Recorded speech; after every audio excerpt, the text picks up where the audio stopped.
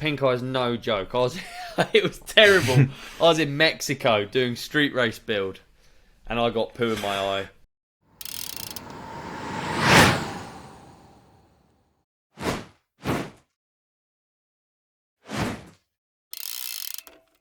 Mate, yes. It's episode 35, and that's a year. That's one less than my age. I hate to make it about me already, dude. Alright, that's what this is, isn't it? We just big you up. You're so old. The Kanye West of mountain biking. I've watched that as well since you. That's a lot, isn't it? That's a dude that is persistent. Dude, respect the hustle. Oh, yeah, and he is absolutely amazing. But it gets to a point, and it's like, it's tough. It must be tough being around him, eh? Oh yeah, it must be. Oh, dude, he's flat out. He's like, yeah. I've got mega respect for him since watching that. If you'd have asked me 3 weeks ago, Kanye West, I would have said like, yeah, egotistical maniac.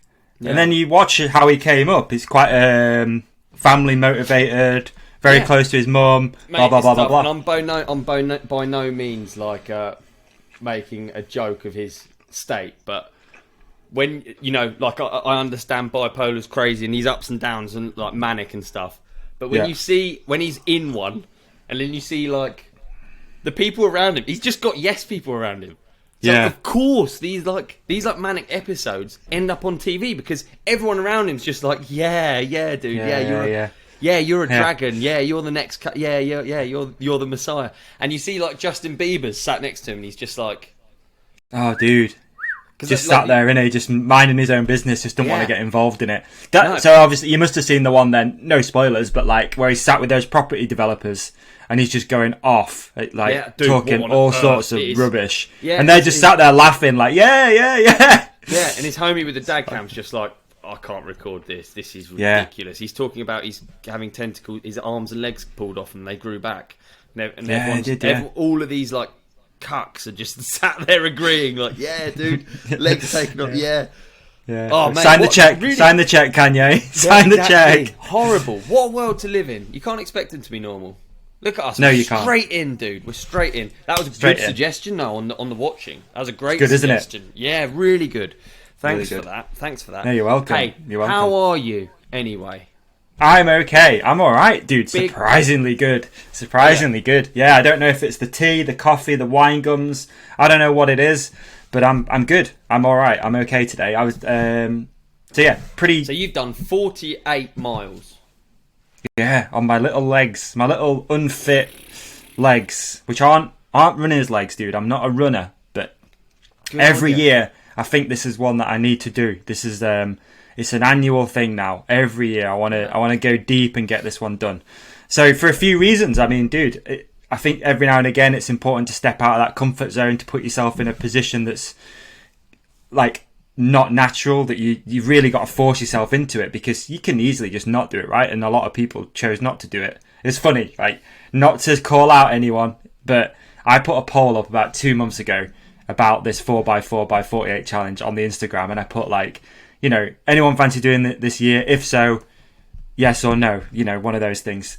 And there was 52 people selected yes. And guess how many people did it?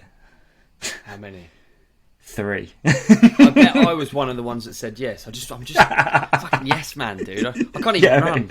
I just wanted maybe to get, I like positivity. Yeah, man. Which is what this is. That's what it is. So yeah, there was 3 of us. So obviously I did it, and then we had. I want to give a shout out to these guys too, because they were super helpful. So we had Sinjin on Instagram. I will give not you Jin. his. No, not that Jin. No, not Jin. Not our man on the ground. It was. I'll tell you. We got a bit of a group chat fired up. So it was at Sinjin MTB. Then we had at James McKeddy. And also at Crisscross Insta. And a special shout out to 2 of these people. Yeah. So, for different reasons. So, Chris Hargate at Crisscross Insta. He is a friend of mine as well, who drove to my house to do one of the runs with me. So he came over on Saturday afternoon and we did 4 miles together, which was really nice of him. Nice. And then James McKeddy, he went deep on this challenge, man. He added a workout in. So after every 4 miles he was running, he was also doing 48 press-ups, 48 sit-ups, 48 leg raises, 48 burpees, 48 curls, and 48 shoulder presses. So we didn't hear much from James in the group chat, but he also started. He's all right. I think he's still going. He said he's okay today, but he also started at the official time, which is like a global time, which was 4 a.m. on Saturday morning. So he finished, like, we were done. We were chatting in the group, like, yeah, this was super hard. Like, you know, we were just saying, go for a bath. We're going to chill out. And he still had like 16 miles to finish. So he finished Sunday evening at 12 p.m. Goodness. Fucking gnarly. So James, special shout out again, has done all this for charity as well. He did it for I believe it's Black Dog Charity. So I'm going to put a link to that in the show description, just because he really left it all out there on this one, you know. And it's annoying in a way, because I felt like we were pushing ourselves, and then here he is just going way harder. Yeah, and he also did a litter pick on every single run for Trash Free Trails. Oh, so of course he did. What else did he do? I know. You know. Gnarly. So yeah, Way super to make shout us out all to James. feel shit, huh? Yeah, man. But yeah, the 4x4x48, dude, it happened again. Just editing a little video now. I always come into this thinking, right, I'm going to get some good content. I'm going to film, you know, most of them. And I always don't do any of it. I'm like, nah, it's hard enough just to somehow get out of the house. You know, a couple of those ones, especially towards, you know, the end. So not much content, but I have got a little video strung together, which I'm going to throw out shortly. Oh, well done. It is hard Probably to out do already. whilst you're doing something, isn't it? It's hard. Also, you feel like it takes away from it sometimes, don't you? Like filming. Exactly. So especially with this, I wanted, you know, I've been struggling a little bit recently. I wanted to use it as a way for me just to be on my own in a way, like be deeper, just be like tired and thinking and this, that and the other. I tried to do most of the runs without headphones. I didn't really want music to even motivate me for it. Yeah. It's pretty strange when you really think about it, but so I did 9 of them without headphones, but I did need them for 3. Surprising how much music will help, man. I mean, there's a reason that riding videos have music to them and stuff. It definitely fires you up, and yeah, I was struggling. I remember up the hill that I got in my thing, and I put my headphones in, Guns N' Roses, got it done. Like, just smashed it straight out, just fired me up. But yeah, dude, it'd be good. Yeah, just to give a bit of a review. So I did it this year. Few extra elements, did it as a trail run this year, which was I thought it was going to make it, I'll be honest, I thought it was going to make it way harder, but it kind of didn't, because the actual trail, a lot of it was uphill, and it was so muddy and boggy that I couldn't run up it. I had to walk, so I was getting a bit of a break with the walk, even though it was pretty steep. It was a bit of a break, so I feel like I did 2 miles up, 2 miles down sort of thing. So it's about, if we average, it's probably a mile flat, mile up, mile down, mile flat, roughly. So it's got like a peak in the middle of it, basically. But yeah, it made it a little bit easier, if I'm honest. I feel like, even though, really? What, because of the break? Yeah, just because there's a bit of a break in there, just to like gather your thoughts a little bit, and just get your breath back a little bit as well. And yeah, I don't know. Maybe it didn't. Maybe it did. I don't know. It's tough to say. So talk us through. So, run 1, 2, 3. When did you start feeling it? When did you start doubting yourself? When did you start like fucking hating it? Well, this is the weird thing, because the runs are spaced out over 4-hour periods. So you run every 12, 4, and 8. So the first 3 are fine. You know, you're like, yeah, whatever. It's, you know, you're fine. Especially because I started at 12 in the afternoon. So you got 12, 4, 8. 8 o'clock it was dark, but after that 8 o'clock one, you're like, I feel fine. Like, yeah, I've run 12 miles, but it's spaced out, so I feel okay still. Then you hit the 12 p.m. and that one was rough to get motivated, because you just want to be in bed at that point. Yeah. The 4 is ropey, but like with early mornings, it's like, it's nice in a way because it's so silent out. There's no one around. Yeah. In a way, it's kind of nice. You know, there's that extra motivation, like, oh, everyone else is in bed and here I am running around, like. So the 4, although it's difficult to get out of the house, once you're out, I was like, oh, this is actually really nice. Like, it's nice to be out. Yeah. And then for me, it always gets hard at the halfway point. So but it's So most what like I said. time is the halfway point? So for me, it was 8 a.m. on the Saturday. So you started on Friday, so halfway is 8 a.m. on the Saturday. Yeah, makes sense, yeah. So around then, it's like, you've gone through the night, you don't get much sleep, because the runs are... So for me, it was taking me about 40 minutes to do the run. So by the time you've got in... So let's say you set off running at 12. By the time you get home, it's 12:40. You have a bit of a baby wash, whatever they're called, baby white wash. Sort of, get some water in you, a little bit of food or something. So it's like 1. So you only really then get 2.5 hours before you back up to sort of stretch, which is what I was trying to do. I was trying to stretch and really be prepared to go out the door. Because last year when I did it, I was waking up at 5 to whatever, the 12 or whatever. And then just going, And just going and being cold and then just feeling like shit. So I was trying to get up, stretch a little bit, get some water in, a little bit of food or whatever, and then go. So you only ever really get 2.5 hours maximum time to sleep. Yeah.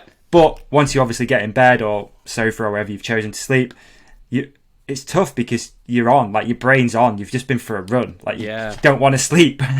And then it's just such a head game, man, because then you're thinking okay, I've only got an hour and 45 minutes to sleep. Come on, I really need to get to sleep. Okay, I've got an hour to sleep. Come on, really need to get to sleep. And then the next thing you know, you're awake and you're back out. It's such a head game. And plus, so you get to that 12, that halfway point, and you're like, right, I'm halfway. But it's still 24 hours until you finish. So yeah, you're halfway, but it's still a long time of just being in this grind, right? So it's just a head game. Honestly, I'm confident this challenge is 60% mental, 40% physical. Really, yeah. So your normal everyday running routine, what would it be? Or generally what do you do in a month, let's say, of running? Do you run regularly? I don't run that. Nah, not at all. I don't run that much, dude, to be fair. Yeah, I mean, if I looked on my Strava, so if I go on running, average runs per week, actually it says 4, but that's, I think, because I've just done 12 in a row, if that makes any sense. Yeah. And I don't know what that... Oh, let's put the average up or whatever, yeah. Yeah. Yeah. So my year to date so far is 25 runs. I don't know what that works out at. No, I don't know what but I've been doing a bit more. I think since my injury as well, I have been running more because it's quite low impact. I don't really feel a run like I do a ride after it, if that makes sense. Really?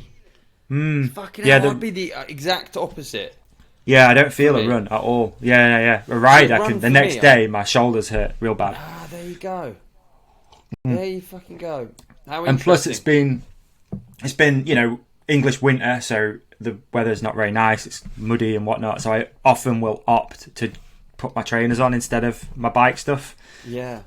Just because I hate the cleanup after. It's just not. I used to run a lot. I used to run a lot, but it was to get myself tired quick. So I had the opposite experience of you. I'd find it really tiring really quick. I'd really ache after a run for 45 minutes. A 45-minute run, I'd really feel beat up. Whereas I think it's like anything though. The more you do it, ages to tire myself out. It's like anything though. The more you do it, the fitter you get, the more enjoyable it is. It's like I always think that it's like if you're just getting into riding and you're listening to this, and your mates are all out there killing it at the front, and you're at the back lagging behind. As soon as you get up to that pace and that fitness level, then riding is so much more fun. Oh, mate, that you don't even have to think about it. And it's the same with running. It's like something like this. I'm okay fit, but you can enjoy it a little bit more than if you're fully you don't do anything running wise. Yeah. So I don't know, man. It's tough. I don't know. It's a tough challenge though. Yeah. It's tough. It's tough in weird ways. Like I say, it's a good analogy for life though. Here's what always comes up for me. Like I say, I was trying to just think a lot. There'd be some profound thoughts whilst you're fucking traipsing. It's a great analogy for life, man, because you can't rush it. You just have to stay in the game. You just have to show up. You just have to literally walk out the door, put in the effort, and you will get where you're trying to get to. But it's this weird head game that you're in doing this challenge that you're like, right, I can't wait for it to be over. I'm 12 miles away from it being over, but that's 12 hours. It's a long time. Yeah. So I find that the weekend went really quick just because you are constantly thinking ahead. Trying not to, but you are right, 2 hours to go, and you're trying to rush that 2 hours through, and then I don't know, it does go super, super fast, but it's hard for a number of different reasons. I think it's hard because you don't want time to come around quick because you want more rest, but at the same time you do because you want to get it finished. Yeah. And then, yeah, it's a weird one, man. I ate a lot less food this year. I think last year I made myself a bit ill because I was just eating. Yeah, because I didn't understand what it was like, how hard it was going to be. So I was just eating so much and drinking, like just way. I remember like last year I had this. We spoke about it last year. I remember it, man. I had like the worst asshole ever because I was just on the panel. I was constantly on the toilet. I was just wiping for like. You had the runs all night. Yeah, you had the runs all night, and you had the runs all night. Literally, dude, it was bad. And this year I got a little bit of it, but not as bad. So I just chilled the food out a little bit. So yeah, I was a bit more tactical with what I was putting in my body. I was just putting stuff in there that was like an explosion last year. And after that fantastic review from Davey, BenZ, my dude, would you be up for doing the 4x48 challenge? That's what it is, right? 4x4x48? Yep. No. You reckon you got that much of a runner? No, I'm not a runner. Like, no. Really? What about, you've got dancing legs though? I've got dancing legs, but I don't have like endurance running legs at all. I cannot run. I hate it. Alright, why don't we change it to prance? If you could, would you do prance?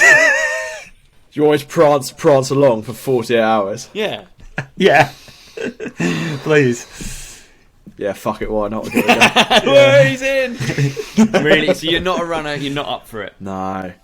It's surprising though, man. The thing is, if you went out now and you could probably run 4 miles. I dare say, at any level, at a base level of fitness, you know, you ride a bit, you dance. You could go out now and you could run 4 miles, and you'd come back, you'd be like, that kind of hurt. But in 3 hours' time, you could run another 4 miles because you've done a bit of recovery, maybe stretched a little bit. So there you go, you're at 8 already. And you just keep doing that. It's that simple. You just keep going. I think I just find it so boring, though. I find running so boring. Benny, why don't we next year, why don't we do it on bikes? We could do bikes. You reckon? Bikes do you think bikes is too lame? It is too lame. Yeah, it's fucking shit, isn't it? Yeah. People do that, like, about. just going to the shops in a week. Yeah. What was interesting with this is even with the people doing it, how you attack the route. So the 3 people that I did it with, well, through the messaging thing, all did different routes every time. Yeah. Whereas because I'm a weird, I just did the exact same route every single lap. And when my mate Chris came over, he was like, I can't believe you're running this route every time. Like, it's not only is it shit because it's super muddy, it's just boring. Like, why are you doing this to yourself? But did it get like progressively better because as you went through, you sort of knew how close you were to the end? Not really. Or did it get worse because you just kept seeing the same thing over and over? But it was kind of nice to watch how the conditions changed. It's really weird that, but like that's what I was noticing more. So I was going out and like, let's say between runs, how a puddle would have gone, or like you could now run up or walk up a certain bit of the trail that you couldn't before because it was too muddy. It was weird. It's rare that you go past. Yeah, it was bleak. Yeah, check the video, folks, up above. It's going to be boring. Dude, it sounds so bleak. I'm sure it was. Just a lot of heavy breathing down a GoPro camera.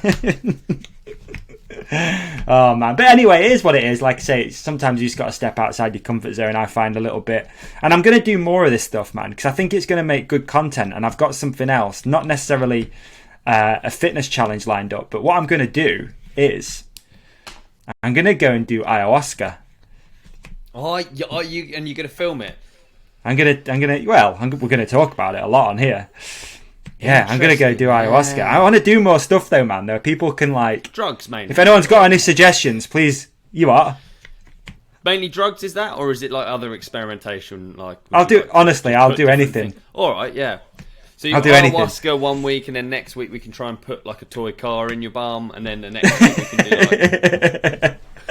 Can we switch it up a bit, or like? Dude, I think it's going to be.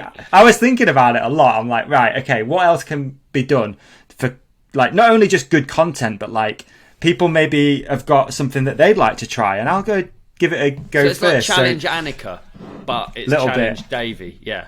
Yeah, I'll try. I want to do some random stuff, man. I'm going to do some different shit. Yeah, it's late night Challenge Annika. Yeah, let's call it that if you want to. Benny definitely doesn't know what Challenge Annika is. No, he doesn't. No, I have no idea what you're on about. Challenge Annika was a TV show, probably in the 90s. What's TV? Okay, before Netflix, you had these boxes in the side of the room. They were massive, dude. They were so big. They were very deep. They were very deep. Yeah, very deep. Right. And then this blonde-haired lady, ever so beautiful back in the day. She probably still is now, actually.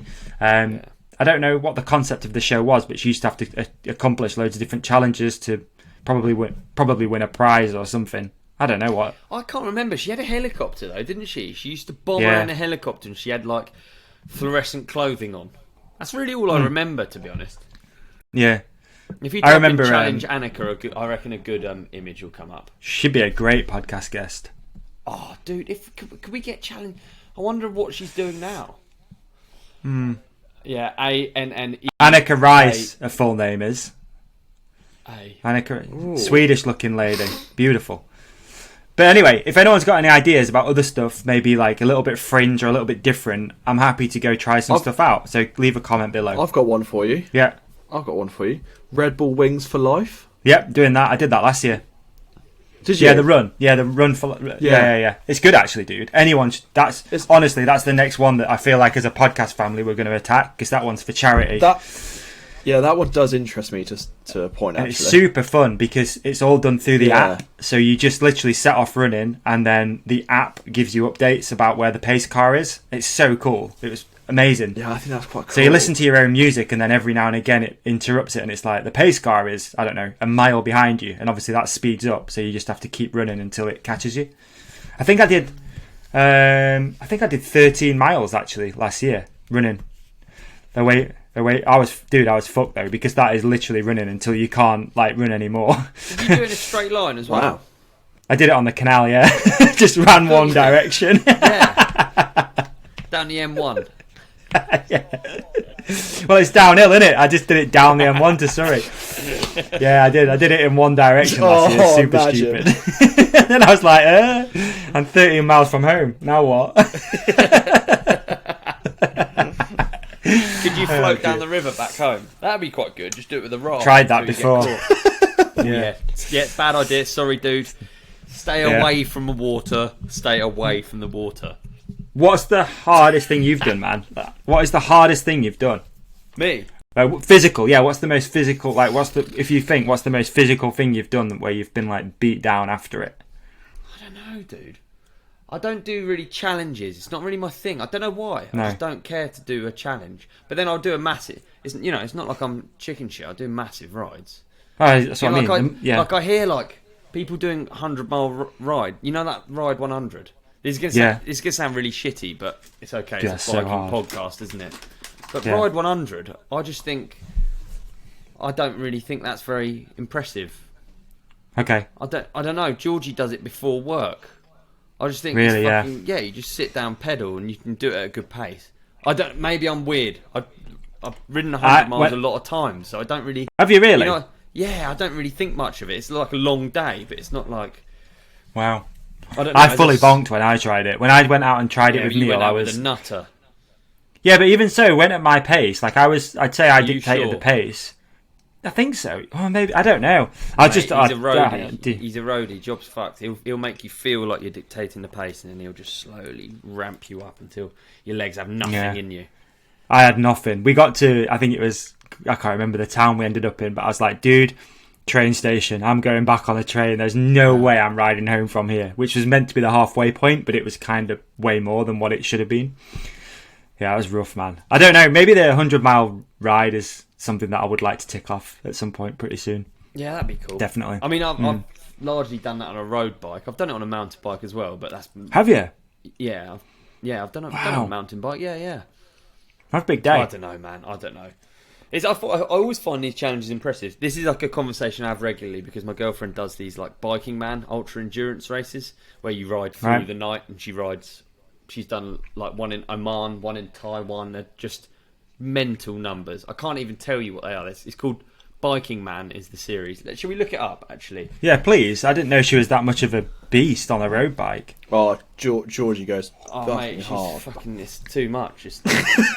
You can tell I have this conversation. I'm like, why not just do it and enjoy it and like. Yeah. Yeah, there's a lot of merit in that as well, isn't there? Just do it because you enjoy it, not just suffer through it. But also, it's that like type 2 fun is a weird thing, isn't it? Because at the time it's shit. And dude, I was talking to a friend about this earlier, actually. Like halfway through this challenge that I just did, I was very much like, you know what? I could just stop. Like it's starting to hurt. I could just fucking stop and just enjoy my day. Yeah. But you don't, and then when you look back now, I'm like, yeah, actually, it was super fun, but I hated 90% of it. Yeah, you know what I mean? Type 2.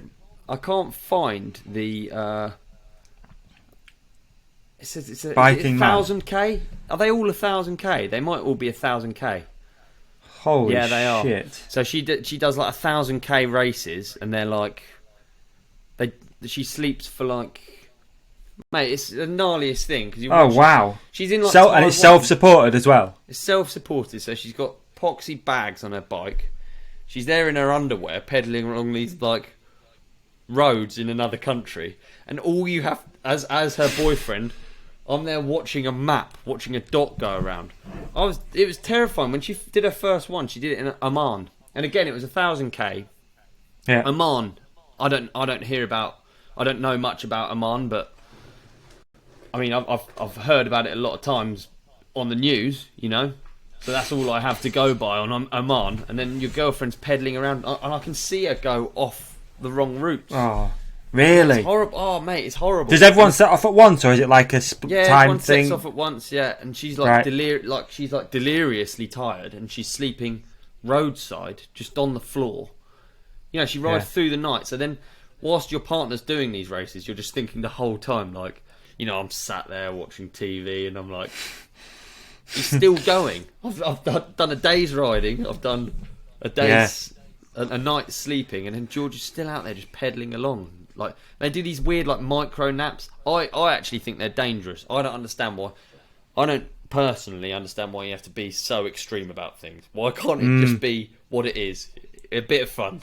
It's just a bit of fun. I'm with you. I'm with you. Back.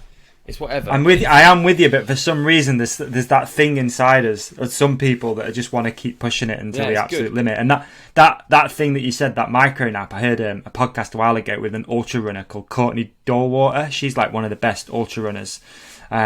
She's probably like George, tiny thing, nothing on her at all. But she just goes and goes, and she has these like 30-second naps. She just lays down, shuts her eyes, back up, keeps going. It's like, what? It's another. That's a whole different thing, man. It's a whole different game. It is crazy. Yeah, I don't know what's wrong with it. It's dude. It's not like I don't want. I'm making myself sound like I'm a wet fart here. I'm really not. I do lots of things. I just don't care. I do. I go on really long rides and I try really hard and I do dangerous things and all of that. I do. I'm not a wet blanket, but I just don't. I don't know what it is. It's just something about like. Also, the fact it's organised fucks me off. When something's like organised, I'm like, oh, get me out of here. I don't want to fucking. Oh, we're all doing that, are we? Get fucked. I want to do something else. I don't know why. I've got it in me. Can't help it. I don't know why. So when it comes to like signing myself up for like the Mega, for instance, I've never done the Mega. Yeah, you're not into that, are you? Yeah, you're not into that. I wanted to for years, and then the time's passed. I don't care anymore. I'm over it. I'm over people asking me. I'm over. I remember when In-Betweeners came out on TV, and I had enough people telling me to watch it. That I was like, fuck watching the In-Betweeners. I can't be fucked. Everyone's telling me to watch it. It's turned into something I've got to do now. You know, I don't know if does that resonate at all? Do you know what I mean at all, or not really? I do, because that's why I'm like it with movies. It's like it's rare that someone will mention a movie, and I'm like, oh yeah, I've seen that. It's so rare because I just never watched them. Yeah, I like watching and listening to this because it actually, I don't mind it when it's watching and listening like this. When it's like 10 different people all telling me, oh, you've got to watch this, you've got to watch this. Euphoria. Have you heard that lately? Everyone's telling me to watch Euphoria. It's about like people Benny's age all taking drugs. Is that right, Benny? Essentially, yeah, pretty much. You watched it?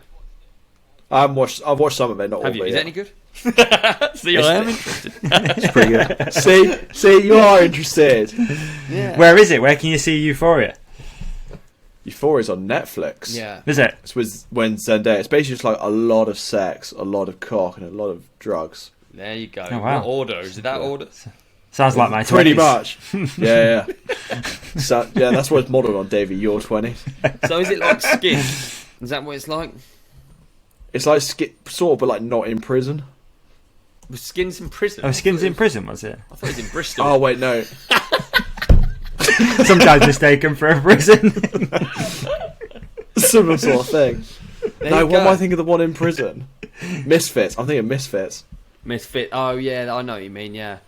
I've not seen any of of them. High them, school sorry. students struggle with drugs, love, social media, and money as they come of age whilst trying to establish their identity. I mean, apparently it's completely unrealistic. I've heard. It's completely like. Apparently it's insane. But that's gnarly because then there's all kids thinking they've got to like. Yeah. Playing catch up, thinking that everyone else is having this awesome life. Yeah. Yeah. Awesome That's to some. what the all girls schools were like. When I was younger, it was like fucking all girls schools. They were the chicks that were like more up for stuff because they were just there in their school thinking everyone else was banging and fucking you know, giant orgies. No one was. Everyone hated each other in my school. Yeah, everyone was still a virgin. Get with one girl, man. Yeah, school full of virgins. But if you can understand their thoughts, can't you? Yeah, from experience, it's kind of true. But that's, I don't know. It's a story Such an for another day, experienced guy. Such an experienced guy. Yeah, maybe. Who knows? Who knows? How interesting. How was your weekend, Ollie? What did you get up to? It was good, thanks, dude. We had like a soft opening. Don't know, I like saying soft. It just makes me think. Soft opening. By the way, can you hear the cat playing with the loudest toy in the world? Can I go and stop that? It's not a scorpion, is it? It feels quite unfair, but it's actually really. I'm trying to work out whether I'm going mad. Trying to work here, man. Have a word with the animals. I know, dude, come on. Right. I'll just go and put her out of her misery. 1 second. Okay. Sorry, guys.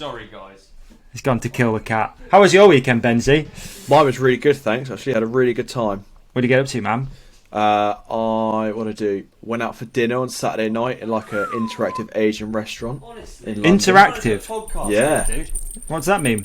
So like on the table is like a projector above, and it like shined down, and you got like a mouse. It's like so you like play games with who you're on dinner with. What? Yeah, it's really cool. And you like draw on the table, so of course a hat drew a cock on the table. Of course you did. Yeah, hat. Have you ever heard of one of these, Ollie? Interactive restaurant. No, what's that then? It's like an Asian restaurant called Inamo in Covent Garden. It's really nice. Yeah, really good Asian food. Wow. Yeah, what do you mean interactive? Sorry, say again. What's interactive? So you have like a table. You know what I mean? So far you've told me it's interactive. It's just Asian and food. It's Asian. There you go. Yeah. So you have your table, then you got a projector above, and you get like a little mouse with a button on it. Yeah. And you like click, and then you can play like different games like Pong. I could play Pong with Elise across the table. Oh, or I cool. could draw. Or you could have like a tablecloth. Yeah. Hey, you know what we do? And we sometimes go out for meals, which is insane, dude. And like Gen Z people don't understand this. Let me guess. Do you talk to the other person? Yeah, you just have a conversation, man. Shocked. It's crazy, man. Super interactive, actually. I don't know if it's a northern thing, but we have all restaurants are interactive. You got me there. So good. I went to I went on holiday to Japan, and we went to This a guy sushi travels. restaurant. Yeah, when I was living in Japan this one time, let me tell you my gap year.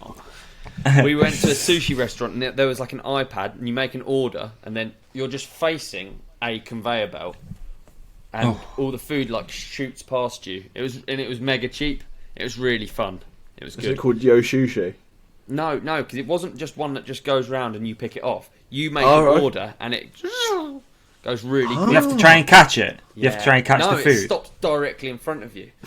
That was quite interactive. This is how dumb I am. And when you said interactive, I was just like, what do you mean interactive? I don't understand. Well, I understand compute. now. It's just an interactive table, basically. Exactly, that's exactly what it is. Certainly different, mate, for sure. Certainly different. Yeah. What's that one where they put? Have you, Benny? I feel like you will have been to that one. Maybe you, Davey, as well. Actually, I think of both of you as being that one where you'll get blindfolded or something. Oh, Don and Noire in London. Sorry, say again. The one where you have to. I'm not saying it. It don't matter. Go on. What's it called? Don Le Noire in the dark. In the dark. The one in London. I don't know, but I've heard of it. Is it in London? Yeah. It's in London where like everyone's blind in the restaurant, and so it's darkness, and you just. Have we talked about it before? You might have done. No. I've never heard of this in my Really? life. So wait, so you can't see and then people feed you food? That's terrifying. So I think beforehand, I haven't done it. I really want to. You go in, you see 2 menus before you go into the room. You pick your menu, and you go into the room. It's pitch black because everyone who serves there is blind. Fucking don't order the soup, or if you do, order it cold. I'll have the gazpacho, please, mate, and I'll fucking turn up in a cagoule. So it's just like they don't serve tea or coffee. Sure. I'll have gazpacho if that's alright. That's a really That's like cool idea. the sign of a good evening is you're covered in food. It must be actually hard to. Well, I mean, I suppose that's the entire point of it. But it actually must be hard to actually just eat. So is the whole thing about teaching you that it's really fucking hard being a blind it's just a person? 'Cause sensory I can imagine thing. it is, yeah. Wow, I bet it tastes good, man. Because if you turn off a sense, apparently your other ones become stronger, right? So I guess if you take away the vision, I bet food just tastes better. Might start doing that at home more often. Just shut your eyes. Yeah, we rely heavily on vision, eh? Like, have you ever tried as an experiment? So on every pedestrian crossing, where you press the button to cross the road. Yeah. So the reason there's like dimples on the floor, that's for people who are visually impaired. And then underneath the thing that you press the button on, there's also a thing that spins. Have you ever realised that? So if you're visually impaired, you walk up, you feel the dimples on the road, and that tells you you're reaching the crossing. You press the button. Try it next time with your eyes closed. You're in town. It is unbelievably hard, and how people get on day to day is fucking incredible. It is. I have so much respect for someone who cracks on in life with different things going on. My grandma, for instance, she had polio. She's got no use of one of her arms, and just the shit that the things that she does in order to, like, everything has an order, a system, a way of doing things, just for her to survive and do something that you or I would find easy. You know what I mean? So you have to leave stuff in the exact same place. You have to do everything in an order, put your bag on a certain way. She's amazing, and she cracks on. Wow. And she's visually impaired as well, so she really just cracks on. That's sick. Yeah, it's so cool. And if you just try and do one element of it, so just close your eyes, try and cross the road. This is maybe bad advice, but you know what I mean. In a controlled environment, don't go fucking wandering onto the M1, Davey. All right, no, another one of your challenges.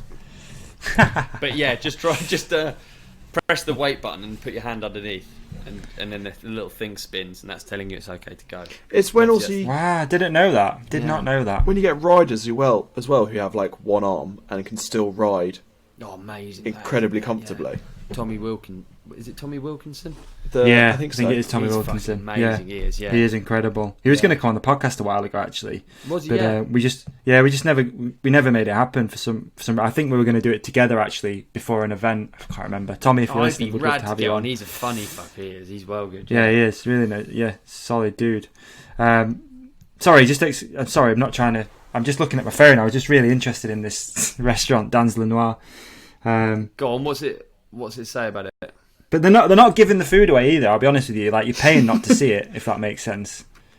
Because they could be serving it any old way, right? Like chefs, just whatever, innit? I think so. You can't see it anyway, so presentation's got to be, whatever. But the tasting menu's £100. Yeah. So it's not, it's not the cheapest, is it? A 3-course menu's 55 notes. The reviews are good. Some reviews are really good. Some of them are really bad, but most reviews are really good. We're talking a 4.4 Google review. Yeah. So yeah. I mean, it's a cool idea, isn't it? Yeah, really good. I was just interested. Wow. Sorry, you surprised me with that one, Benny. You know your shit. Dans Le Noire came straight up. Served by blind people. That's exactly what it is. Blind staff. Yeah. How interesting. I don't know why. Wow. I wonder if ultimately, would you just blend everything? Do you reckon? Just because I don't know why you would do that, but you could get away with blending everything. No, because then it would just still be like just have it all in a glass. Just soups.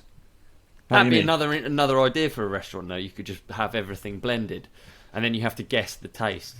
So it's like roast dinner blended into a paste. Just blend it. It's like Just like pre-masticated. hospital food. We should do it. Let's start up a restaurant. We could call it bird style. Mummy bird style. So it's just pre-chewed. And then you sit in a nest. So each of the tables are a nest. And you sit in a nest. And when you want the food, you have to do a baby bird call. Tweet. Yeah, and then they come out with a hose and they just Open your mouth. because the baby birds don't get a choice either. No. True. Like that, you wipe your mouth. Oh, I had No, the they're salmon. just It's fed what they're given. fantastic. What did you have? All Just down mashed your front. potato. Oh, I had the stroganoff. I feel like you'd love that. I feel like that's Right. your sort of thing. Really make the whole eating experience an ordeal. Yeah. Just easier as well for you. Just have a slurp at night and you're done. What could we call it? The nest. Neither of you The two Nest, are in on good. this. Yeah, the nest. No, it's all you, this one, mate. This is all This you. is my restaurant. I'll yeah. support you, but What do you reckon is like the worst combination of food you could have it like blended? Blended. Okay. Like this shit and restaurant. Mars bars. Probably horrible. Whoa! Shit and anything isn't ideal, is it? Shit and anything bad. Oh dear. Hey, I want to hear what profound thoughts you had because I actually wrote down a load of. Do you have moments during the week where you sort of have like a thought and I think, fucking up? What I do anyway, I write it down for the podcast and I think, Nice. yeah, but I do it all the time. And No, I do I actually. rarely Yeah, I read do. them out. I rarely read them out because they're such gobbledygook when I come back to it. And I was wondering Yeah. on your run whether you had any profound thoughts. I like profound thoughts. Yeah. I think the major ones, good question, Ollie. Kind of covered it though. The major ones were like about time and how Yeah. you just have to stick in it and like it's you Yeah, know I like that one. Just keep on at it's it. a good analogy for life. Just Yeah. keep going. Just the other one I had was the book that we spoke about before. Now there's not really a book for mountain bikers about how to get into mountain. That was another idea I had, which was a little silly. What other ideas? I like it. I don't think it is silly. Especially if you could make it an I had- audio book. I was thinking about merch a lot. Yeah. Yeah, it's good. I was thinking about merch. I did a lot of merch. We got merch thinking. coming, haven't we? We got merch coming. Yeah, we have got merch coming. We could do with some help with one of them though. What's that? I know you've drawn a blank a little bit on the. The we need a guard. mud. The mud guard. We need a mudguard design, folks. If anyone can help, any ideas, leave them in the comments for what our mudguard should look like. We've got please, one yeah. already, but we want to do something a little bit different. Now we I'd can like do. to see Benny's face on a mud Yeah, I'd guard. like to see Benny's face on a mudguard too. Or we can we print double sided? Yeah, we can actually now. Yeah, we can do Why don't we double sided. have your face and my face? Benny, you can piss off, mate. But your Yeah. face, Well, I should get fucked. Yeah. your face and my face on the mud guards, and then people can choose which one they spray with dog shit. I love that idea. Yeah, we could do Had that. to ruin we could it. do Had to ruin it with dog shit, didn't I? I can't just be nice, honestly. uh, Would it? Yeah. every time. Oh, I think it Yeah, actually would. You've got one I of those think- faces. You just want dog shit all Yeah. over it. Have I told you about when I got dog shit on my face, in my eye? No. I got dog shit in my eye. I took my fender off because I wanted to be like Mike Metzger. I feel like I've told you about this. You want to be like Mike Metzger? Yeah, me and Bren went Off for a your helmet? mini bike ride when we were really young, Okay. and I took my front fender off because I wanted to be like Mike Metzger. You know, I used to have the shortened fenders. Oh, with the yeah, bar yeah. hops. And then dog Yeah. shit went in my eye, and I couldn't see anything, and we were retching, and Bren was trying to help me get it out, and I had a glove on, and I had it on my finger as well, and it had maggots in the dog shit, and I was trying to gouge it out of my eye, and then he was crying, laughing, and retching because I had poo on my finger with maggots in, and I was just ploughing more of it in. We didn't have. How crazy is this? We didn't have mobile phones. Benny, you don't understand how hard life was. You couldn't even just look in the mobile phone, so I'm just ploughing the maggot and dog shit. Couldn't even put it on. You couldn't even put it on Instagram. It was fucking bad. No, but I mean, I couldn't use the camera to see. I had nothing. I had no reflection, dude. Think about it. Think about how much you rely on this thing now. I just straight away get. Wow. And he couldn't tell me because he was laughing and retching too much. So I was just fucking. And then we had to ride back once I realised we had to ride back, and it actually sort of got a bit serious, but it was also funny, and it also was making us retch. And that's the end Wow. of How my did you get? Did story. you wash it out or not? Or did you? Yeah, when I got home, I did because I was actually worried about full circle going blind. Yeah. Because it Yeah, can't of be good course. for you having poo in, like, I mean, you always tell that to kids, don't you? Like, don't touch dog shit, you'll go blind. Yeah. Or is it just my parents who said that? I don't know, but I feel like well, that's you the thing. just get pink eye if you get it in your eye, don't you? You get pink eye. Yeah, that's human poo, though. Yeah. Isn't it? I've had pink eye before. Right, who shit have you had in your eye? You human? ever had pink eye? Just No, I don't think I scran have. arse. Mate, it's no joke. Pink eye's no joke. It was terrible. I was in Mexico doing street race build, and I got poo in my eye. I guess human. If you're telling me now it's only human, I guess I got human poo in my eye. Wow. And it was so hot. I had to wear sunglasses, and I had to have toilet paper wrapped up, pressing against my eye because it was just watering the whole time. It was mad. I couldn't see out of this one either because it's just. Where do you think it came from, though? Or how did it end up in your eye? Where was it? I'd imagine, Davey. Yeah, but how did it get in your eye? I don't know, dude. I don't know. Well, I like have from no idea. Mate, Okay. I don't know if everyone who ever gets pink eye has an idea. Is this not like an orgy thing? Is it? Do people who do orgies get? Yeah, but I pink feel eye? like you'd at least go, oh, I know what it was. I touched that thing. It looked like it had poo on it, and then I touched my eye. You just have like I'm pretty wild with like water and stuff. I just drink whatever water's there, okay. or I wash my face out of taps, and I'm really stupid actually a lot of the time because I've not really had you just think that. you're immune. Yeah, I've never had that kind of go away and get food poisoning thing. I never have. I don't know why. I'm just lucky. I never have. So I've not got anything to relate it to. So I just crack on, and I don't. Relentless. Yeah, I got pink eye. How bad. interesting. Yeah, I got it bad. Okay. I've still. I was clearing out my bathroom. I still got the eye drops, steroid eye drop things from Mexico. Wow. Yeah. There you go. Okay, I'm You're- going to move on. I'm going to move on you're to a rare my character profound... sometimes. Yeah, I know. Right. Can we just say, though, we need a mudguard design idea, folks, so Oh, please help leave it out, in the yeah. comments. Help out. I quite like the So far, what we got, we've face got idea. my face and your face, Yeah. one with Benny's face, basically the faces. So we've got the idea is pink eye idea. That's all we've got so far. Oh, right, yeah, the mudguard, we call it pink We'll eye. call it pink eye, yeah. I like it, I'm not mad at it. Not mad. I reckon our listeners can come up with better.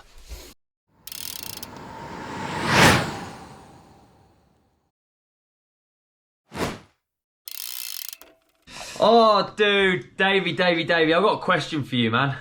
Come at me, man. Any questions, you know I can answer them. I'm an oracle. You are an oracle of knowledge. You are quite right. Try to Okay, be. I've got 13 hours coming up on a plane. I've got nothing to do. I'm turning up. My legs have fallen asleep. I just wish I had something productive I could do with my downtime.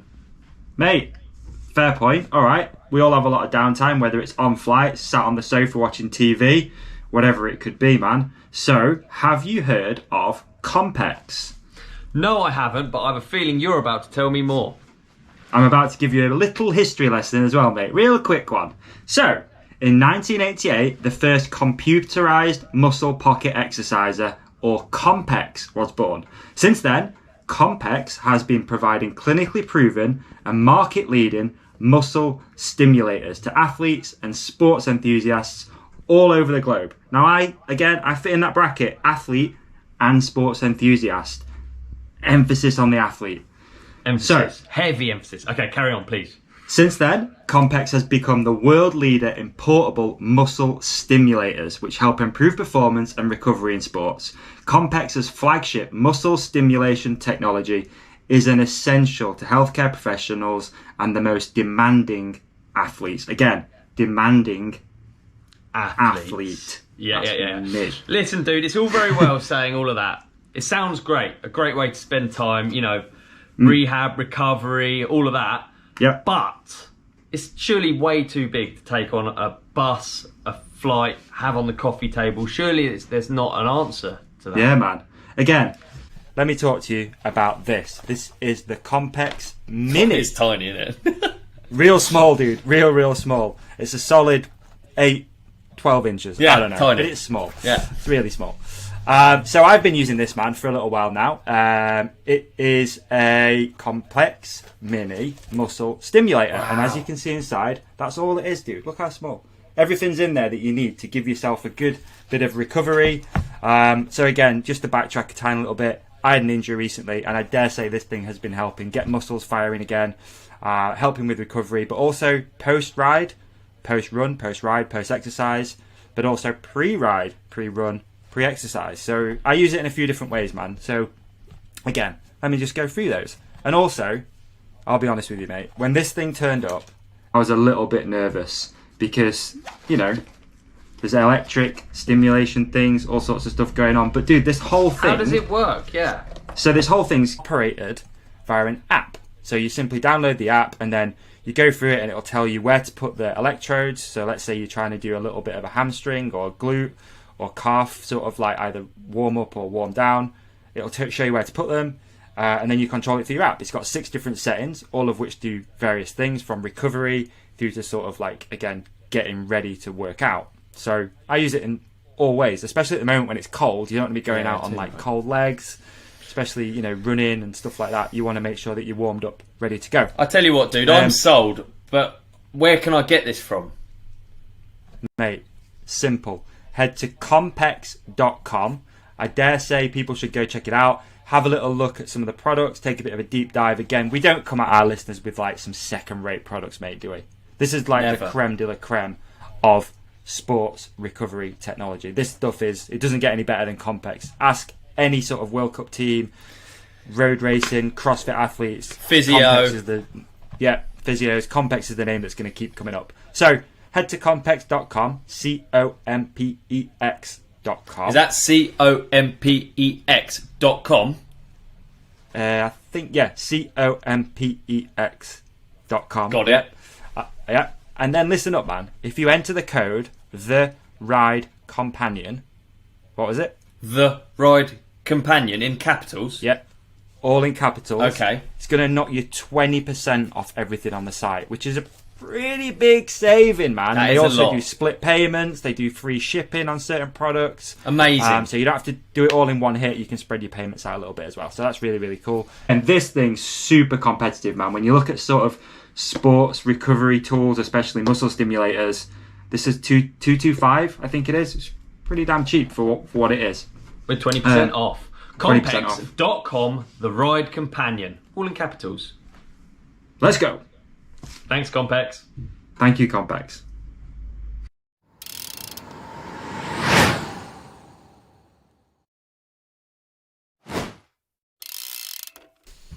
Okay. Nice one. What were you going to move on to? Well, it Please, seems a bit quick. I know, right? It seems a bit ridiculous now bringing this up.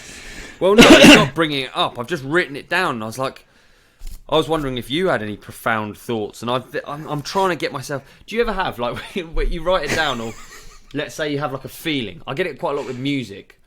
I'll listen back to a song, and it'll just remind me of like a time where I was listening to that song, and I had that like feeling. Oh, dog, yeah. Do you know what I mean? Yeah.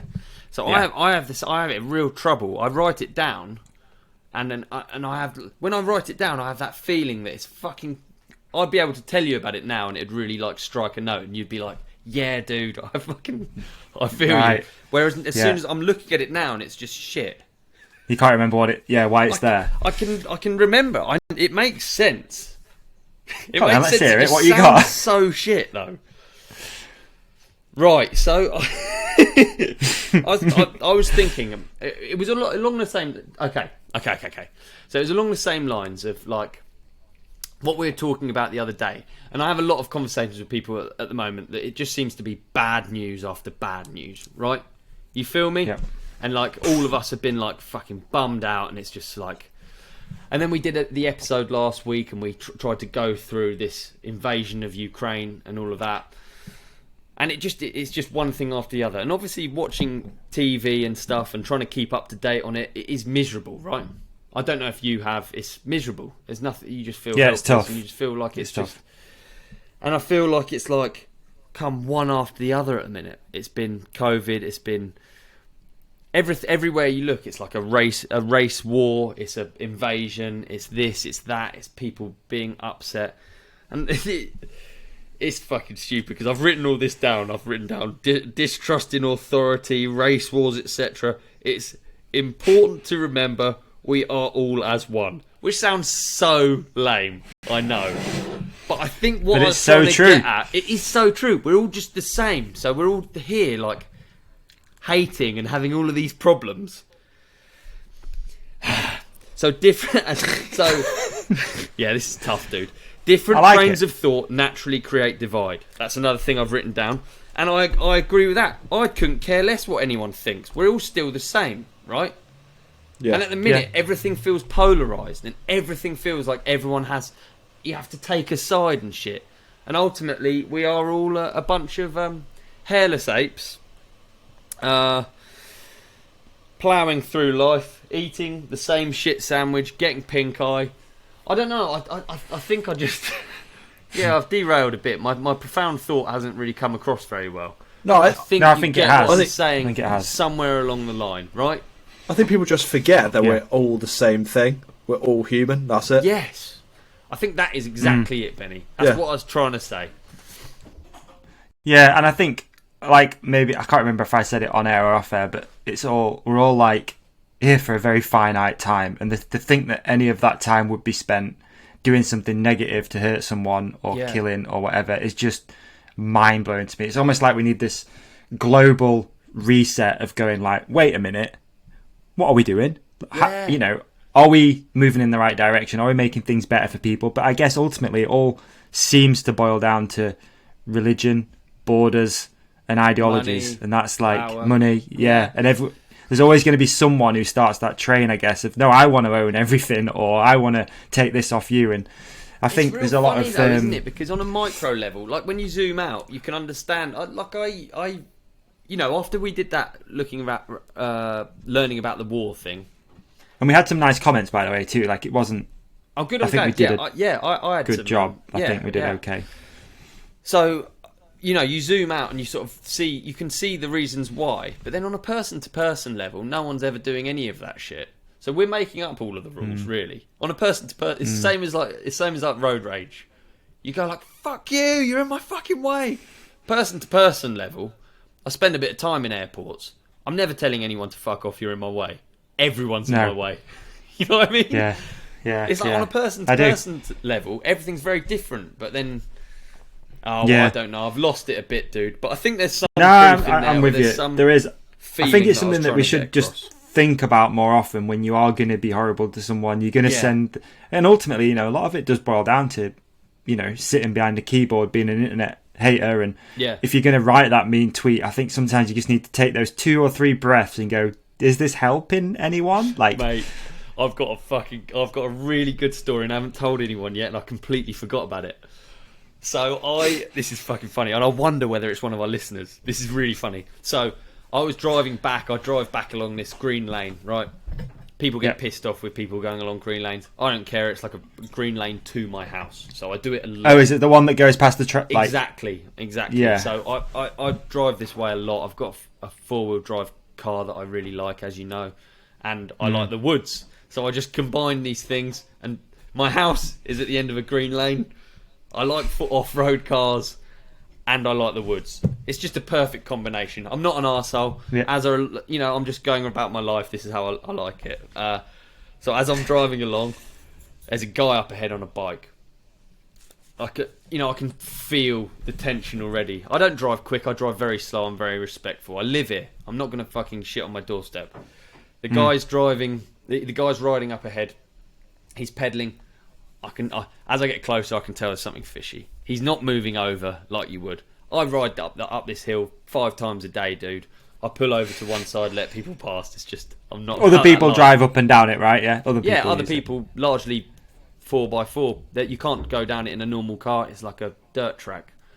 So you just pull to one side and they crack on. No one drives quick. It's like too bumpy. So this guy's deliberately riding, in the middle. And then so then I've started to go around him. I don't want to go around him close because I feel like that's what he wants. And you can just feel the sort of middle-aged tension in a dude. It's like a guy. He wants to tell you something. He wants to show you something. So he's moved out. I've come sort of alongside him. He's moved out to make it harder for me. I can't get past him. There's trees. I don't want to go up a bank. I don't want to be a cock. I'm not about conflict. I don't care, dude. I'll just sit behind him. So then he's decided he's just trying to tell me some things. I don't know what he's trying to tell me. I don't think he really knows either, but he's pissed off. So then he started throwing his hands up. Oh, fuck's sake. Come on, come past me. Come past me. He's in the middle of the road. By the way, this road is you're completely allowed to drive along it. I'm not breaking any laws. You're actually allowed to drive along it at 60 miles an hour if you so please. But people get shitty, you know.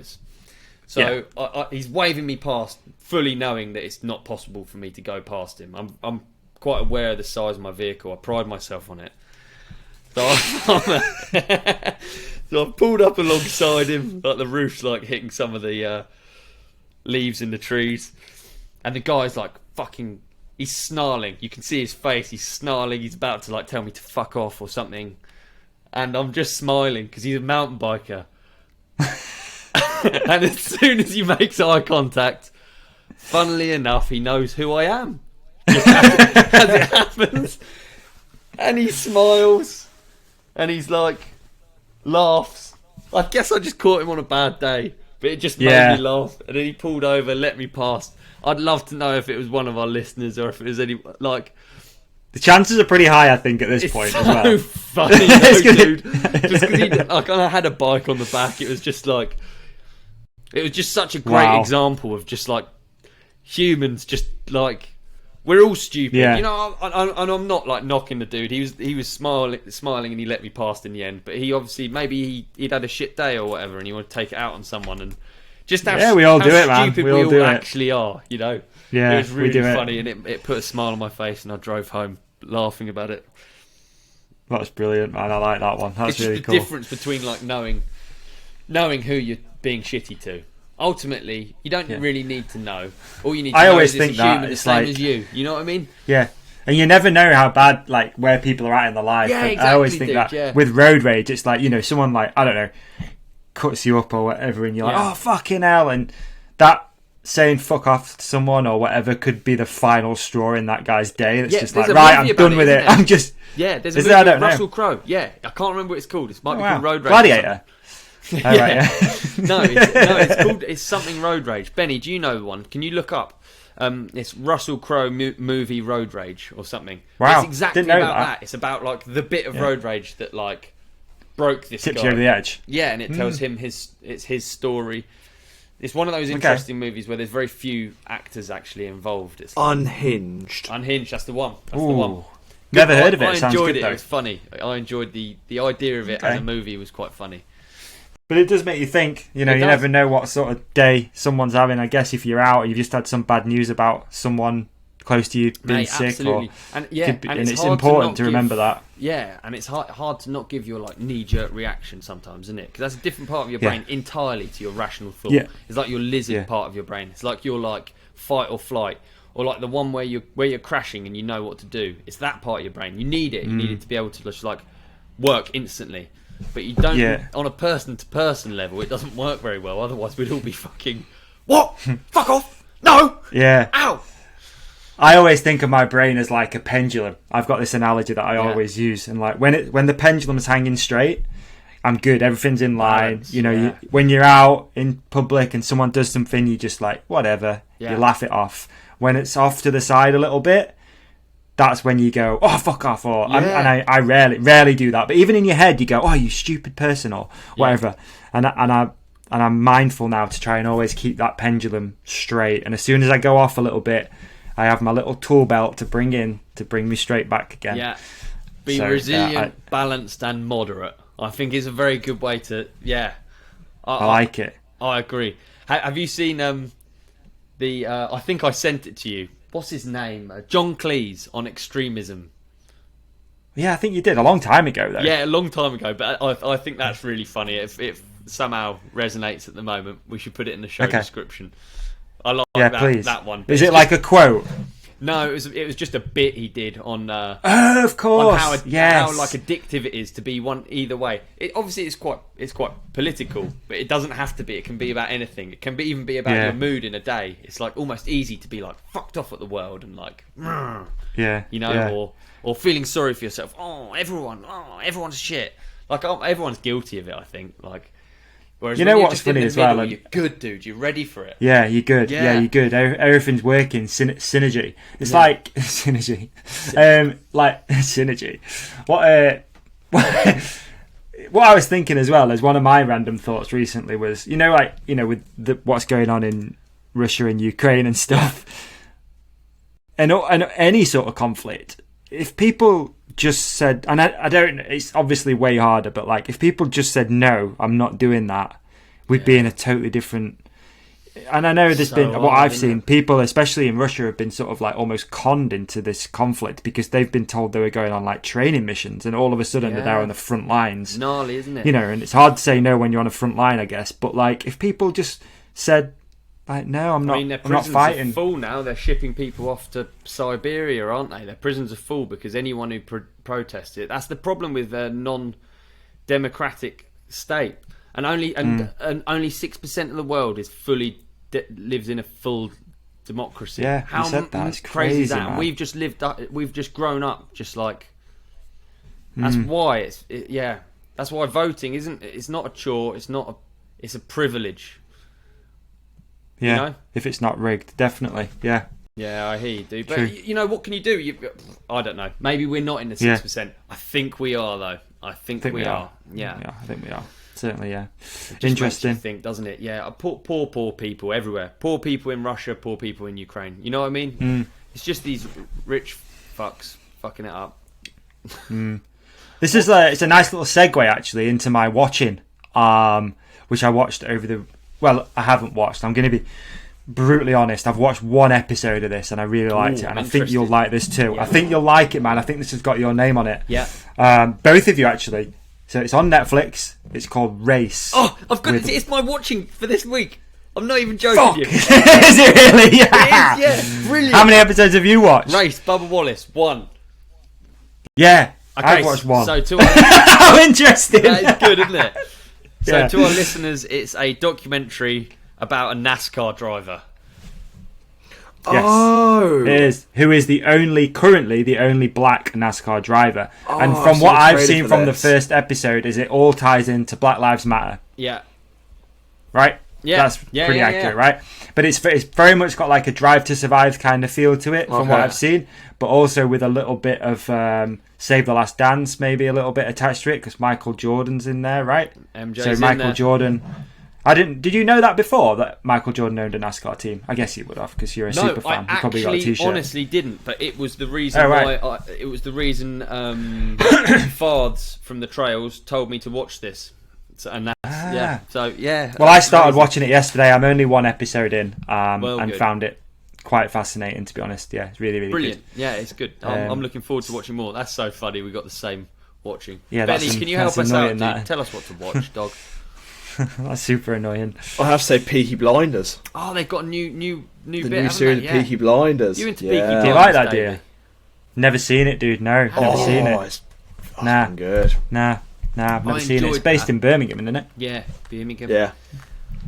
I can't Really good. remember much of the story. Annoyingly, when I watch these things, that they go out the other side. How many series is there now? Is it like 3 or 4 or 5 or They're, something? they're on to 6 now. This Oh, is the dude, There you 6th. go. I'm out already. Oh, I'm yeah, out. I think I'm a couple Yeah. behind. But I'm out. interesting. As soon as there's more than 2, I'm like, nah, I can't it's catch tough, that. isn't it? It's a lot of life to fucking give to, isn't Yeah. it? It's from like 1918 to basically it ends 1939 because Right. they finished First World War, start Second World War. But last week, because of course Helen McCrory passed away last year, who was a very famous actress in it, so they did like a whole thing for her in it, which is really good actually. Oh, Okay, brilliant. all right. So if you have the time, I I would- highly recommend. I would like to. I think it's a series that I probably enjoy. Yeah, It's a it's good really British grit, good British Yeah. gritty series.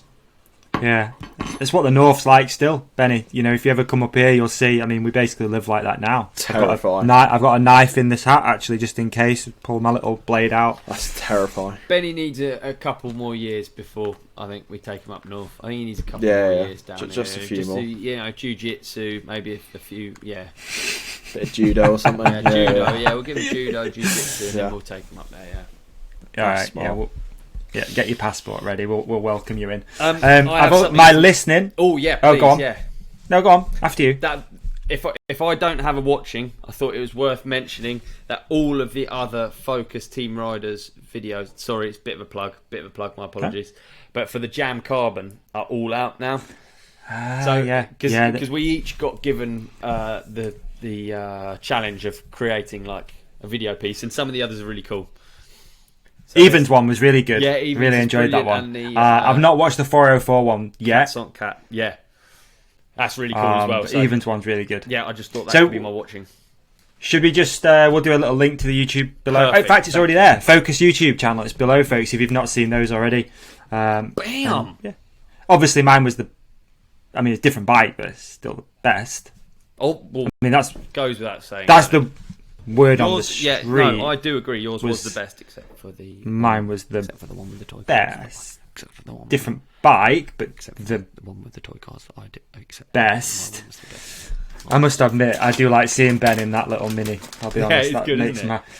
every time I see him in that mini, it makes me laugh. It's A very funny. big man in a very small car. Exactly. It's so funny. Oh dear. I'm trying to think. There was something else I wanted to talk to you, dude. Have you been watching Supercross the last couple of weeks? I have, yeah. The Supercross is fire Yeah, right the now. Anderson Mookie get together is Yeah, well good. Isn't Supercross is fire. Yeah, Daytona was good. I think the 250s was a wee bit of a letdown just because Jet just ran away with it. But yeah, it's good to see. Styles up there. Enzo Lopes killing it, which is sick. But yeah, the 450s is great at the minute. A little bit of a rivalry between Mookie and yeah, I'm enjoying and Jason watching it, Anderson, yeah. and yeah, it's good. Kenny looked pretty good again. It's a good series. I think this one. It's actually it's tipping out to be okay. So, what's the overall chase at the minute then? The overall what? The overall points lead. Oh, I'm guessing Tomac's leading now. Surely. Yeah. To Should we have a quick look? To who? Should we have a quick look? Yeah, please. No, I was just wondering whether you had the lowdown. I think he's Anderson's the get-togethers really put Anderson back, hasn't it? Oh, really? Yeah. So let's hope these are all up to date. So we're on. Oh my god, it's trying to sell things here. So the 450s, we've got Tomac on 203 points. Yeah. Jason Anderson on 186 and Cooper Webb on 170. Right. So That's surprising, man. it. I think Coop's just been super sort of just consistent, hasn't he? Yeah, I think that's still a one-race gap. It's not completely unsalvageable or anything, is it? No, not at all. No, I think it's still very much Still amongst it. Still amongst it. And then 250 Supercross East, Jet Lawrence, 73 points. Cameron McAdoo, who I'm personally loving watching Cameron McAdoo ride at the moment, man. His style is insane. If you watch him, obviously sometimes he's not like the focus of the camera, but if you look behind and just see what he's doing, he's just scrubs the fuck out of everything. Like super animated rider, which I enjoy watching. And then in third place, it's Styles Robertson, which is again really cool. Styles Robertson's still up there, and what a cool name, dude! Oh, what a come on. name! Could Styles? You fucking? He ain't a disc golfer if he's called Styles, is he? Styles. You know what I mean? He's good. Supercross, dude. I might change my Supercross. name. You were going to change it to Stuart. I'm going to change mine to Styles Wilkins. Styles Bit much, innit? Wilkins. Doesn't really work. Do you think it works? Ooh, Could be my MC yeah, name. S-dub. Styles. Yeah, Styles is good. I'm not mad at I Styles. like Styles. Styles or Steez? Yes, Styles or Yeah. Steez? Styles kind of means, I don't know if it's the same down south here, it's just things that you have to go over in the countryside. Yeah, it does. It's true, yeah. You're like, oh, why are you called Yeah. Styles? Oh, my parents loved hiking when I was young. I was conceived Just over loved. one. That's classic. That's what I imagine British porn looks like. It's just Exactly, yeah. a I've got a wet brother field. called Ford Escort. Yeah, a wet field and a sturdy woman and a style. Yeah. Oh, dear. What else we got? Benny, did you prepare our first? All right, so we've got a new segment. We're going to try it out first time. BenZ's Gen Z news story. BenZ's Gens. Jingle incoming. So I've got a few. I couldn't find one really good one, so I've got like a Nice, few that's like different it. ones. Yeah, we like that. All right, Benny. What we Okay, got, man? so to start with, we have where is it? Shopper shocked to discover oranges are not vegan. Oranges are not vegan. So this is a Gen You Z are. sort of thing, I think. This is a Gen Z thing. You want to make sure Yeah. your oranges are going to be vegan, obviously. You'd assume an orange is vegan, so what's the story, man? What's going on? I would have thought they were. The woman in question was shopping in her local supermarket when she made the shocking discovery that several items of fruit she had wanted to buy weren't So vegan. is that because they feed them something? They feed them like pig liver or something? Feed the plants? I mean, it's tough to really... be. Surely... It could be, which is why they had the avocado thing a few years ago, wasn't it? That avocados weren't vegan. I think because the food that they were using to fertilise the plants was, you know...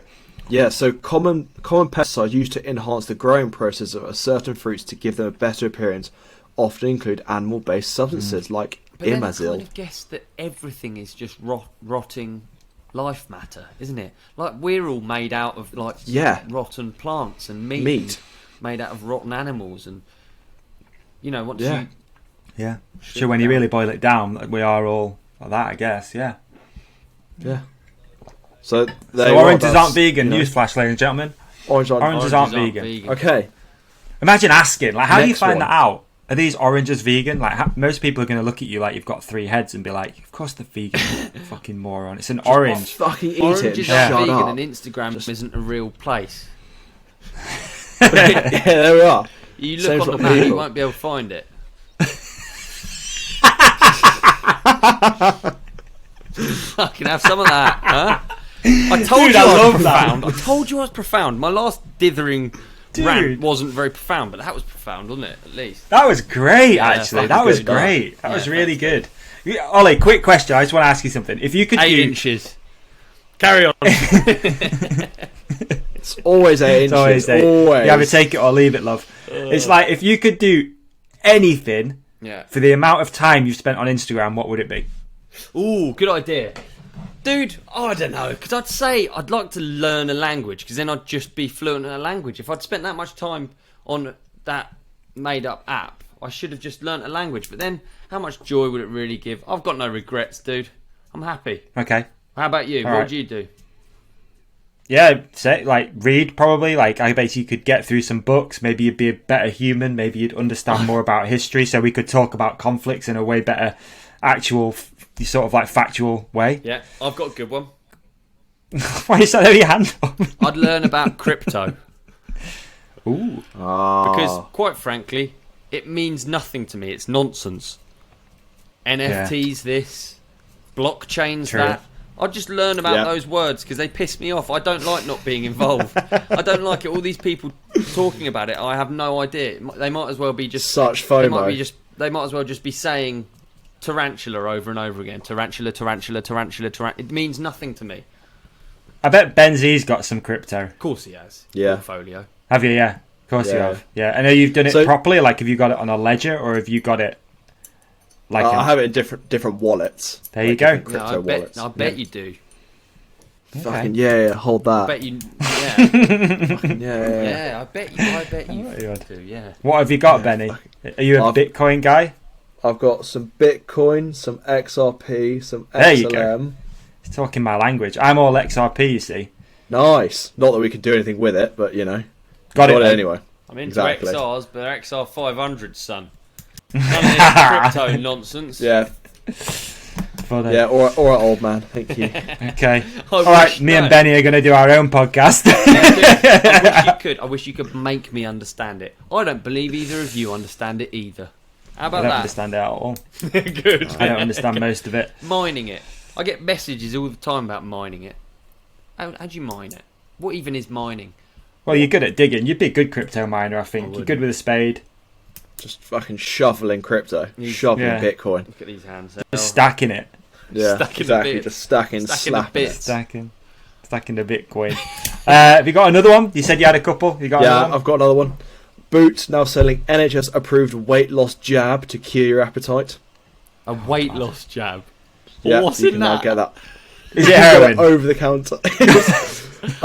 What's in that? Lyra Glycotide, known as Saxadenda, is now available to buy at Boots and Lloyd's pharmacy stores across the UK without prescription.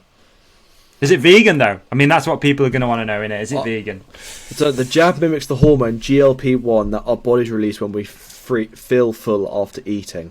I'm not messing with Wow. it. I'll tell you what. Yeah, what's I know funny what you about do. that? Just go out for a run. I'll tell you what's funny about it is that after the jab, you actually weigh more than you did before. Yeah, Because the probably. jab has a weight. Probably. I find that funny anyway. Right, I've got two more. All right. Super gonorrhea strain found in the UK.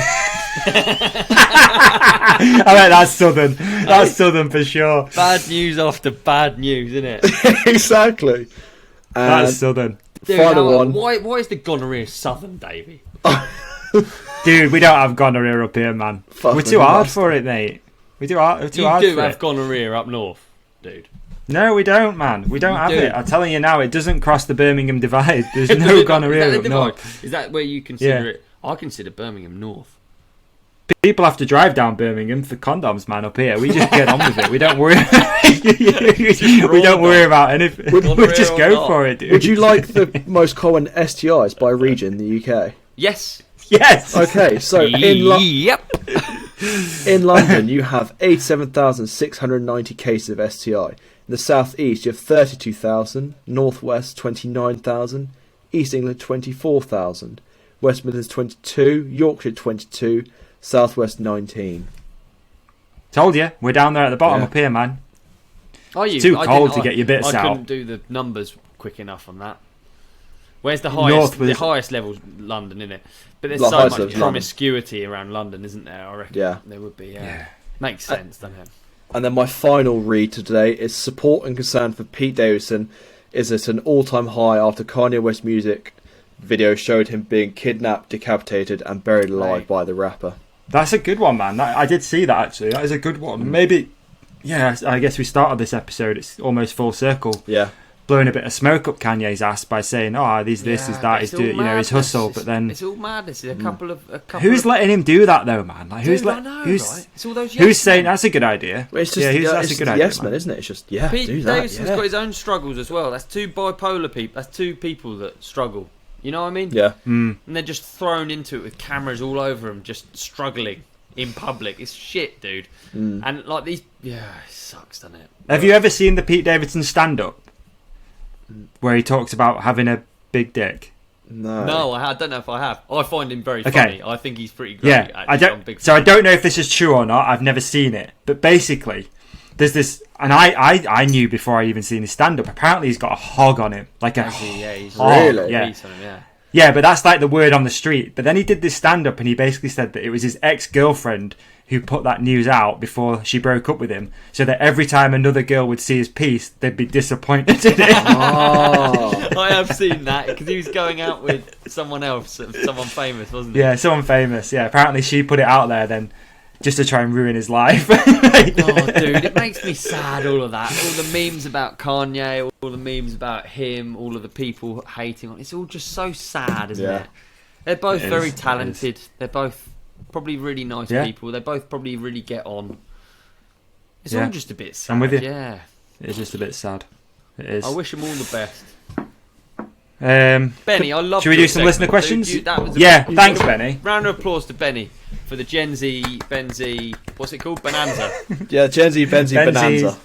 Yeah, the Gen Z, BenZ, Bonanza. BenZ's Gen Z newsflash. Newsflash, there we are. That's good. I reckon you can keep going on it. I reckon this can be irregular. Anytime you're on. I could find some more. Because I reckon you can really find some that really highlight how old me and Davey are and how out of touch we are compared to you. Well, I think, you know what I mean? I think that's humorous finding like that, so I'll keep looking. I'll look for even better ones. My man. Yeah, I like that, man. That was a good segment. That BenZ's Gen Z. Yeah, okay. I've got a question. You know, could I shout out a charity ride? Oh, come on, yeah. mate. Yeah. You're fucking on here plugging stuff. Get lost. Get back This is in where the it back starts. room. It's all downhill. You got any merch as well, have you? Might as Yeah, well I've plug got that here fucking as well. lot of stuff to talk about. Of course you can, Benny. Please, plug away. I would like to shout out my friends Miles and Alex, who are cycling from John O'Groats to Land's End for Cancer Research UK. On June 2nd, they're doing it for 13 days. They've got a fundraiser Brilliant. going and everything. So I thought I'd just get the word out, see if anyone else wants to join them or help them out in any sort of way. Podcast family, I know, very helpful people. They're on Instagram. Put them in the show description if we can. Brilliant. Yep, we can. Nice we can one, do Benny. that. Yeah, we'd love to. We'd love to. Wicked. Well, yeah, no problem at all, mate. Send us the details. We'll make sure it's in there. Awesome. I've never done Land's and End, John O'Groats. Have either of you? No. No. No, my brother I did haven't. it. My mate, in a friend of hammock. mine did it. Yeah, my brother did it in a hammock, Oscar. Yeah. Just, What, like rolling? Just roadside. Sleeping in a Oh, right, yeah. hammock. Rolling in a hammock. He sausage rolled, lands in John O'Groats. Yeah. That's why he's so tall. It's incredible. Yeah, it really stretched him out. Yeah. He was quite stocky before that. And then he just... To be fair, I'm not saying it's easy, because it's not easy at all. My friend did it with not much road riding under his belt. He bought a road bike. A couple of weeks later, he just set off. Wow. Yeah, he just did it. He did it in a bit longer than that, maybe, as well. I feel like 100-mile days seems to be what people average. I might be wrong. I'm reading here, Something like that. 874 miles by road. It's between 10 and 14 days. So, yeah, about that. That's a lot, isn't it? Yeah. It is a lot. Big days. I mean, doing something Big days. over and over again really is knackering, isn't it? When I've been bike packing, I'm amazed that even if we do small days, I make George do small days. Even then, I'm just, by the end of it, I'm so worn out. You just can't be bothered to even sit on that thing. So, yeah, good on them for doing it, yeah. Yeah, for a good cause as well. Too right. All right, let's see what listener questions we've got going on in here. We've got a few I can see right now. I'm still a bit embarrassed about my profound thought. I just didn't get it across well enough. Why? I need to work on my delivery. Do you want to try again? No, dude, because it Try again? just flunked, didn't it? And it's in here now.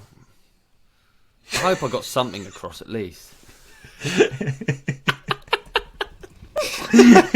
Don't get shit in your eye.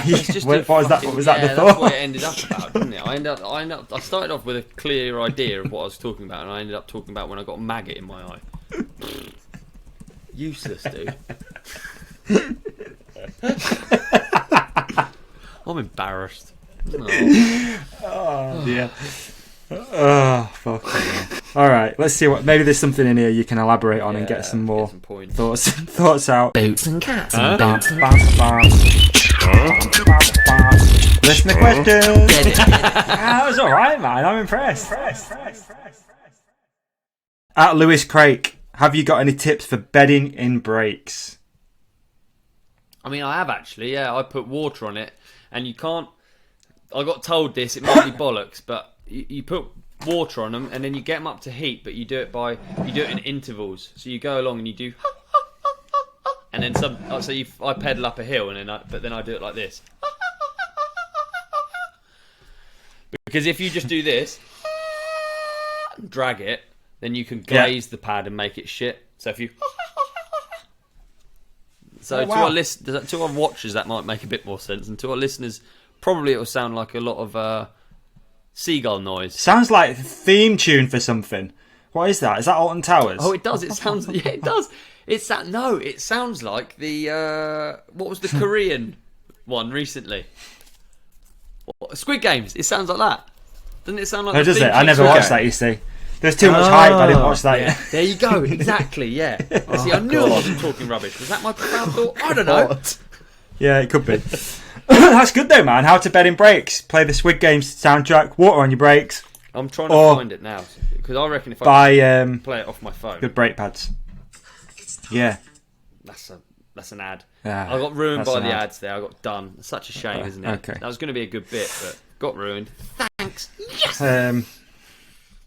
At August Cuvist, does Olly have a backstory with graphic design? If not, where has his design interest grown? Well, as it happens, I do have a background in graphic design. So I don't want to talk. I don't really want to talk about it, but I've got a degree in graphic design. Yeah. That's mind blowing, man. I'm stoked that you've got a degree in graphic proud. design. You were going to say proud.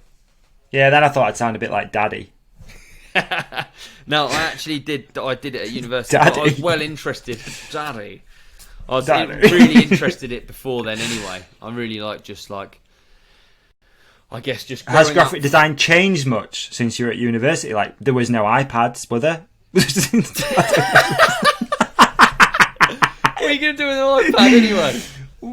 Graphic design? What did you do it on? Chalk? There's not much you can do on an iPad, is there, really, other than watch porn in a hotel room? Yeah, You can't edit videos. You can't design a logo on an iPad. Yeah. Maybe I'm wrong.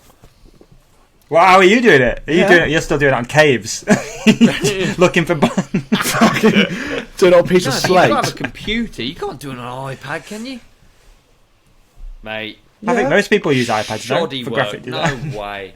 You talking about a tablet? My favourite artist does. My favourite artist does it all on an iPad. What? No, not really. He ain't got one. Sloth. I am Sloth. My favourite artist. All on iPad. All graphic designs. Yeah. Anyway. Does he do? Yeah, he does actually. Yeah, Sloth ones. Yeah. There we are. Yeah, there you go. Yeah. There you go. Do you know him? There you go. Do you know him? I know who I am Sloth is. Yeah, he's well big. Yeah. He does the videos, doesn't he, as well, of him creating his art. Is that right? Yeah. Yeah, that's cool. Yeah, but it's like recorded, isn't it, on an iPad? Yeah, screen recorded. But are you sure it's on a fucking iPad, dude? Yeah, my sister does it for her degree. No, I get what you're saying. Like, as in using an iPad as a tablet, as like a Wacom. Yeah, a Wacom that's what I is meant. what.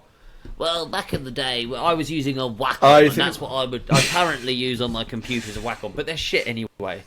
It's such a skill to be able to do that. I do it on paper. It's a Wacom what you used to call a piece of slate, basically. Logos on paper. Yeah. Oh, and then wow. I take them into. Well, I don't know what you're laughing at, lads. A lot of the logos that you consume are done by me, and they're done on paper. Thank you very much. Yeah. I know. Old school. Oh, they're Yeah, they are, good. dude. So seriously, how did you design? How did you do graphic design at uni? How do you do it? Is it laptop? Like, how do you do it? I know. Yeah, you. Okay, so talk about your graphic design process. Let's take something that you've designed that everyone will know. Death Grip logo. The Death Grip right? logo. Yeah. Tell me how it started and how it became what it is now. I'll have a notepad with it. Yeah. With it drawn in there. So you draw it first. Look at you, Then both what? of you are looking at me like I'm like some sort of dinosaur. I reckon most graphic designers, any graphic designer that I like the work of, I reckon would start on paper. Really? I reckon so, yeah. What? And then you scan it in, and then you scan it into Not the computer. necessarily. Or? You just like make. I can fucking. Let me try and find, for instance, the Ride Companion logo. I can show you on air my process. That'd be quite fun, wouldn't it? Oh, Please. Book's gone. Come on, love talk to amongst see yourself. Talk amongst yourself. Okay. Am I off on this? Aggressive. Surely people use iPads for graphic design. Oh, he's back now. Yes, yes. Mate, They do, iPad's when good you're for not a Angry dinosaur. Birds, isn't it? It's not fucking graphic design. It's not. You can't do shit on an iPad. You can't use photo. You can't do anything of value. You're talking about You do. some sort of illustration that you could do on. Yeah, I'm probably like Illustrator or something. On Illustrator, yeah, you can do it on Illustrator. Dude, I use Illustrator. Mate, That's my jam. So to our listener who is probably educated, unlike these I thought two jam was buffoons paper. talking about iPads, I use Illustrator. fucked. Is my favourite thing, but I always start anything on paper. Yeah, absolutely. Okay. All right. So I'm trying to find. just- Give me a second, and No, it's cool. I'm just looking for what I was looking for as well, actually. So because Sloth often, like you said, I am Sloth on Instagram, often posts these videos and he'll put on what he used to do it, and I'm 99% sure it's some like InDesign program maybe or something like that. oh, it'll be Illustrator, and he'll be using like a Wacom or a tablet, but maybe he is using an iPad. I just didn't. Yeah, even that's an know iPad. that you could. Isn't it? Are we? I think So we're just a talking Wacom, about two different things. I don't know, dude. I don't think a graphic designer would work only with an iPad. I think they'll use a Okay. computer, and then you use like a. Yeah, I've always known it as a Wacom, but I think it's like and you have a pen, so you can Yeah. draw. But I don't really do that Yeah. because I don't like it. It's all delayed and stupid. So I draw on paper first, always. But then you must take it to the next level, which must use one of those pens, though. No, not at all. No, you can take a picture, scan it in, or you could put the picture in and you can trace over it. So it depends what you want it to look like. And there's a Yeah, how would you trace over it then? With a pen or with the mouse? You could do it with the mouse. You could do it with a pen, or you could use something called Live Trace, which quite often I do because I'm lazy. That's how the Ride Companion logos was. It was live traced. I can't find it now. It's really annoying. It's right here. I'm just not in any... Have you copied it? Any order. Yeah. Look, here's the Odub was here sticker. See, it's just that, and then you do millions of them. Yeah. And eventually you get something you like. I believe a lot of... Yeah, I reckon... But at some point you then digitise that. Yeah. The Freedom Ride logo. There we go. Yeah. The Freedom Ride logo. Mate, it's worth a fortune, that... It's like Anne Frank's diary, that thing. Keep hold of it, man. It's worth a fortune. We got Dog's Life, Benny. That's another thing that you've worked on. That's all here. Dog's Life, all of the little animations and things that get... You've designed loads of stuff. Site career I have here. Death Grip was... Yeah, so... I mean, obviously it depends for each thing. But yeah, I always start on paper. Absolutely, yeah. Okay. But I guess it's different for everyone. That's what's cool about art. This... art subject. Subjective, right? Good, isn't it? Yeah. Yeah, subjective. That was interesting. Okay. At Ice Art 2. Speaking of artists, this is Ian who sent in that piece of art. Yeah. Does it ever cause problems with partners when you two are so busy? Davey working and Olly out playing all the time. That's what it says. But yeah, for me, I mean, does it cause problems? I mean,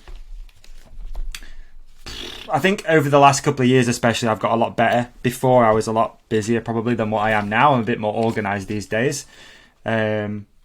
Sometimes I think that's with any job though, isn't it? You always want to spend a bit more time together. You always want to not be busy so you can be free and enjoy your life. So yeah, I guess sometimes it does. But yeah, not really. I think we've got a nice balance now. I mean, initially when Emma and I first got together, it caused a lot of problems though, because I was building Hook It as a business. I got out of the old business I had, so there was a lot of issues there, mainly with money that I had none. And it caused a lot of problems, that, to be fair. We were often wanted to go do stuff, we couldn't afford to do it.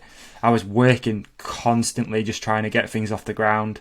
So yeah, it's probably caused, if we take our relationship, which is 8 years, 5 of them, it caused a lot of problems. Did it? Yeah. The last 3 have been alright.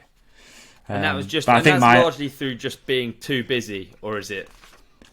It's just that drive of wanting to get something off the ground and get something going, and build it. And I think with any business, you get it to a point where you can, and this is the interesting thing, I guess, is knowing when you can put the brakes on a little bit, and go, right, okay, it's sustainable at this point, or you be a Kanye West and you never stop that hustle, ever. It just always gets bigger and bigger and bigger.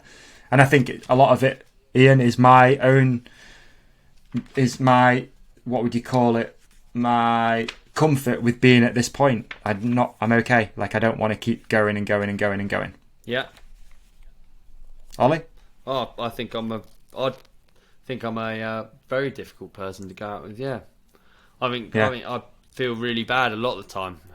I just think it's so hard, isn't it? It's so hard to go out with someone who's just essentially fucking about. But then equally, no one knows what it's actually like to be in someone else's shoes. It's interesting because this is a conversation that we can obviously, we don't have to have it, but you've spoke about it a lot. How sometimes you can feel a bit almost guilty that you're going away doing all this fun stuff. I am, but then but do you know what? Hey, whatever I say, I lose. Because if I say you wouldn't want to do it, it just makes people like, well, fucking right, I would. But then actually, when it comes to it, would you want to do it? Would you know, the actual reality of something is different to what you see. So I'm not saying I've got it hard at all, dude. By any means, I've got the dream. But then there's lots of things that you wouldn't want to do, and it's not all super fun and easy peasy, lemon peasy. I can kind of relate, right? And it's kind of different, but kind of the same at the same time. So I'll just go with it. So when I had my business doing the camper vans, I was constantly driving between England, Poland, Sweden, Norway. They were my 4 things. So yeah, you have a conversation with a mate over the phone who'd be like, oh, do you want to come for a beer tomorrow night? I'm like, oh, dude, I'm driving to Norway. And they'd be like, oh, fuck, that's sick. So cool, you're going to Norway. I'd love to go to Norway. But in the back of your head, you're like, no, I want to stay here. Really, with my mates. I want to go out for a beer with you. I'd not go to Norway. Yeah. I'd rather do that, or vice versa. Not vice versa, but they call you and you're in Sweden. Oh, that's sick. You're in Sweden. You're like, not really. I've been here for a week. I'm bored shitless. I'm pretty miserable. I don't really know anyone. It's kind of different, I know, because you're like with your friends a lot of the time and you're riding bikes. But like at the same time, I was often, my social media and stuff back then would show me traveling around, having a great time, like riding bikes with friends, motorbikes mainly, like speedway and stuff like that. But the reality of it was I was extremely depressed. Yeah. Dude, yeah. Like extremely depressed. You heard of the term, there's no free lunch, right? And it's so true. And I've got a kind of theory that like what someone's job is just about getting it perfect for you. It's not to say that there is an answer, like someone has a dream job and then everyone else doesn't. It's not really the way it is. Like I've talked about it with Bren before, and you just think about like the pressures of let's just take a normal good job, a supervisor role in some office job. You have a certain number of stresses a year, but ultimately you have to answer to maybe one or two people, and then you've got Brendan, and a lot of the time he can, or a World Cup racer. I'm only using Bren because we've talked about it before. He's, in his career, obviously maybe it's different now, but in his career he's got basically 12 races where he's got to do 2 to 5 minutes of work. You put it on paper, you're just like, come on, dude, it's so little work. But it's not. You wouldn't want to be up there in the start, however much you think you would.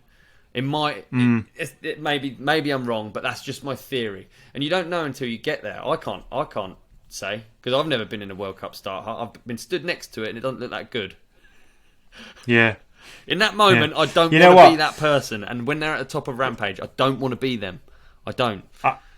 I remember being around my cousin who was racing speedway, and my cousin got pretty good at riding speedway. He was riding sort of out of the UK a little bit for certain clubs in Sweden and stuff. Yeah. And I remember one in particular. I think we might have spoke about it. We drove to Croatia for a meeting that he had, and we drove all the way out there, and he was doing okay, but it's like he was in that cycle of, okay, let's say he earned 500 quid, it cost 450 to get there. It was like that cycle all the time. So like on paper, you're like, fucking hell, you've earned $2,000 this month, $3,000, whatever. But he'd blown an engine up. The van had broke down once. So it was like this constant, like stressful time. And I remember driving all the way to Croatia. Must have cost him quite a lot of money really to get there. No guarantee. So usually you get a guarantee of like 3 points or 4 points or something. No guarantee. We get there. The meeting gets cancelled because it starts raining. We drive all the way home. We get a speeding ticket on the way home. So that trip cost like 1,500 quid, let's say. Cost him 1,500 quid, earned nothing. So again, on the outside, you're like, fuck, been to Croatia, that's sick. Yeah. The actual reality of that is it was a silent journey because he was that stressed he had no money. There was a family argument at the same time, and yet you've got to sit on your bike and do the most dangerous sport in the world just to make enough money to like basically cover your costs, which is what, from that pink bike poll, that's what most of these riders are doing. Yeah, 100%. Yeah, I did covering costs. Even all of the magazine articles that I used to write for like different magazines, it'd be like 250 quid, and all it takes is to fill up a diesel van with petrol, and that's all gone. Which I've done in the middle of fucking Holland. So, and then you're just there, just like you still have like an article that makes it look like it's a whale of a time, and it is a whale of a time, but it's like you're down on money and don't have any in the first place, and the pictures don't say that, but whatever. Hey, look, I found a interesting. Page. I found that this is the Ride Companion page, so this is actually the logo. There, it started beautiful. Here with some speech bubbles, and then it went to here, and then there was going to be a balloon because you said you wanted a balloon. And that's it. Found it. Yes. Good on you. Good on you. I can't remember what the question was. I think it is hard to be with anyone doing a weird job for sure, eh? Yeah, definitely. We just do a couple more because we're getting pretty close to our time limit usually. At Nath.Reynolds, where's the jet ski, Ollie? In the garden, mate. Hasn't started much recently. It's only done that one outing. Really? You're not sold it? I thought you sold it. Nah. Hey, speaking about selling things, the Mercedes has now dispersed to the building. She's I gone. can't believe the C180 compact is gone. Check yourself. C220, son. C220. Is it 220? Yeah, C220, son. She's gone. Fuck. Sold to a dealer. Good price as well. Very good price. Did you buy 1 Series? Yeah, I got a 1 Series now, mate. Yeah. Davey, How do you know know how I could tell? how much he made. Tell him. How? I could tell by the light in the back of the car. Of course you could. Do you know what year it is? Yeah. 07. Close, actually. It's an 08 1 Series, that, son. Oh. Yeah, I know, right? We're coming up in the world. German cars only over here. German cars only. Cheap price. 120D? 125? I don't know, actually. Logbooks just came now. I'll tell you what it is. Good question. 120.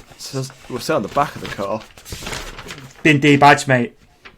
D-badge? Yeah. Nice. 118 M, Oh, nice. M Sport. Oh. Of course it is. Of course it's an M Sport. Well. So there we go. I was going to release it on social media, but Benny's just outed us. So there she is, ladies and gentlemen. The new sports car is a 118D M Sport, and it's going to be up for sale very soon. Sick. She's not hanging around this one. This one will be gone by the end of the week. Nice. Good. Okay. At Brad Davison, 51. Porsche or Ferrari? That's a Porsche for me. Oh. It's a Ferrari for me. Just 'cause. That badge. It was either, to be honest, it was Porsche, Ferrari or a 1 Series. And again, I went 1 Series. Benny, what's it for you if you had to make that decision?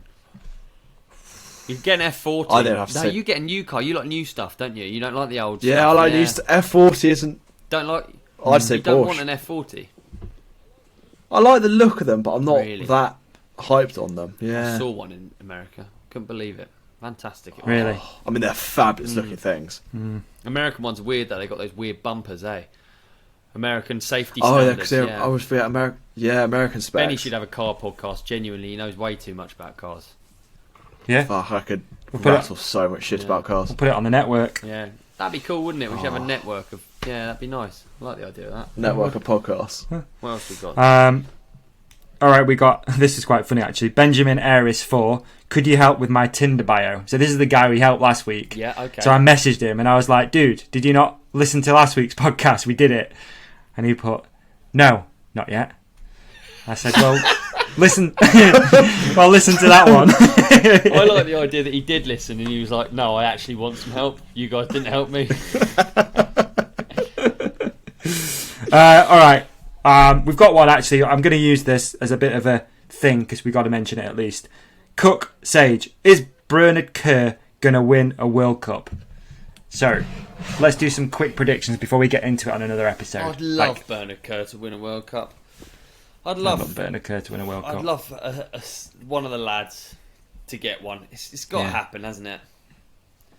Yeah, I think so. I think, yeah, I'd love that as well. You know, I'm liking though, and we can talk about this maybe next week because we'll be a bit closer to the World Cup kicking off. But who I'm liking Laurie Greenland on a Santa Cruz. I think that team suits him. He goes fast. I think it's just a good fit for the lad. I've got no inside knowledge on that. I've not spoken to anyone. I don't know, but I'm just that. He's my pick coming into this season. Is Laurie Greenland to get a couple of dubs and do something. Be good, wouldn't it? Be good. Mm. Did we'll we see. talk about Bernard's crash on the last episode? Yeah, we did. Yeah, is he good? He's all right though. Yeah, good. It's fine. Mate, he's back amongst it. He's flying around. I've barely seen him. He's All right. off riding. Yeah. Who have you got a pick, Ollie? Like, with like a couple of anyone who's like you know taking your eye a little bit at the moment. I don't know. I just I'm such a Cade fan, dude, and I feel like Cade's He did well in bigger, stronger. Lucerne. He did do well. Yeah, he did. And Came I guess sixth. I'm just a bit of a really? fanboy of him. Really. Yeah. I'm a bit of a fanboy. So of him, and yeah, because we got Lucerne as a preview show, I guess. Yeah, so there was just a race then, right, in Lucerne as a bit of a warm up. It was part of the Spanish National Series or something. Is that right? Portugal down at Cup, something like that. Exactly. So we got Amaury won. It's looking quite Gonzalo French, wasn't it? Bandiera, Benoit Coulanges. Yes, Loris is out there too. That's pretty cool. Cade 6th. Fucking hell. Matt Walker's up there 8th. Some heaters, man. Reece Wilson 14th. Reddit Jack. Bruni was there too. Holy shit, Yeah, dude! it's This proper, isn't it? field was Yeah, there was a lot there. stacked, absolutely stacked. Holy! And then Miriam Nicole. I mean, it's hard to. And Valentina I Holt. love seeing. Tani. Did you see Jeez. Bruni posted like just such a racer move, but posted like his bike with a bent chainring. You know, like Oh, really? where they have to let each other know that, like, dude, you beat me this weekend, but I could pedal. You know, it's such a big move. Like, you see it all the time, don't you? Yeah, you do. Chaos was out there too. Jack Reddin. Wow, David Trummer. I didn't realise. Apologies. Like, I didn't realise it was that stacked. I guess the guys are all over here already, like getting up to speed. Same with the women as well. I thought I saw Brooke post some footage from there, but maybe I was off on that. I thought I'd seen Brooke's been in the UK. He looked fucking pinned wherever he just was. Yeah, There's like some footage of him riding somewhere. I mean, obviously he looked pinned. He always looks pinned. Holy shit, it's Brooke McDonald, but he looked super good. Yeah, who was it? Let me have a quick look. Sorry. I'll never get sick of going these speeds he posted, and fucking hell, God knows where that is, man. But oh, it's exciting, sure dude. Even just seeing these pictures of people, these social media clips of people going that pace is so cool, isn't it? Gets you hyped for the season. Hyped for it. Looking forward to it. We'll do a bit of a preview show though. Maybe we should take a bit of a deep dive into some team moves or something like that. It'd be kind of nice. But ultimately, whatever. We're here for a good time, not a downhill time. So. It's true. We don't really know why we're here, but we're here. And we're here every week. Yeah, exactly. Thanks for listening. Exactly. And thank you for listening, folks. That's episode 35. It's been a blast. Merch drop coming soon. Athlete search also coming soon. We keep putting it off, but only because we've got a few finer details to figure out. We will launch that. Deadline's next week. We're launching next week. The Find a Rider thing is coming next week. We'll get something sorted. We'll get on it. All right. Peace. All love. Thank you, everyone.